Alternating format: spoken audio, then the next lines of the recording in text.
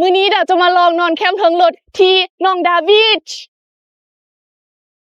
สบายดีตอนเช้ากับวิวบรรยากาศแคมป์ของที่โคตรดีเลย ตื่นมาสูดอากาศที่สดชื่นกันและวิดีโอนี้ดาวจะมาแนะนำสถานที่ตั้งแคมป์ที่บ่ไกลจากตัวเมืองแต่บรรยากาศดีขนาดเหมาะแก่การมาพักผ่อนและมื้อนี้ดาวมาแคมป์ด้วยรถ BYD Shark 6เป็นรถไฮบริดที่ใช้ได้ทั้งไฟฟ้าและน้ำมันเลย ที่ดาวคิดว่าฟีเจอร์ของรถคันนี้มีความเหมาะกับสายแคมปิงสุดๆ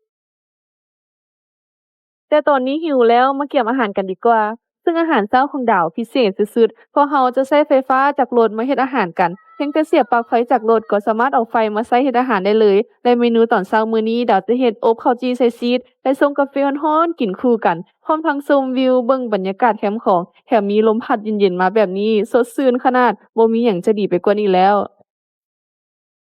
ซึ่งอากาศมื้อนี้ดีแรงดาวเลยจะขอยืดเส้นสายโดยการออกกำลังกายยามเช้าหน่อยหนึ่งและดาวก็จะเปิด Apple CarPlay จากรถเพื่อที่เราจะได้ฟังเพลงไปนำและออกกำลังกายไปพร้อมฟีลดีสุดๆใครที่อยากมาตามดาวแม่นพิกัดอยู่ที่หาดหนองดางเมืองสังทองนี่เองหลังจากที่แคมปิงแล้วก็ได้เวลากลับกันแต่ก่อนอื่นดาวขอเก็บเครื่องขึ้นรถก่อนเครื่องค่อนข้างหลายเลยแต่ก็บ่เป็นปัญหาเพราะท้ายรถของ BYD Shark 6คันนี้กว้างสุดๆแถมเก็บเครื่องได้หมดบ่ต้องย้านรถเลย จากนั้นก็เปิดโหมดลุยทรายแล้วไปกัน บอกได้เลยว่ารถ BYD Shark 6คันนี้แรงสุดๆเพราะเป็นรถขับเคลื่อน4ล้อและถ้าไฟลงต่ำกว่า20%รถคันนี้ยังสามารถสร้างไฟกลับคืนไปแบตเตอรี่ได้อีก ถ้าใครสนใจก็สามารถไปลองตัวจริงได้ที่โชว์รูมของ BYD ได้เลยเด้อ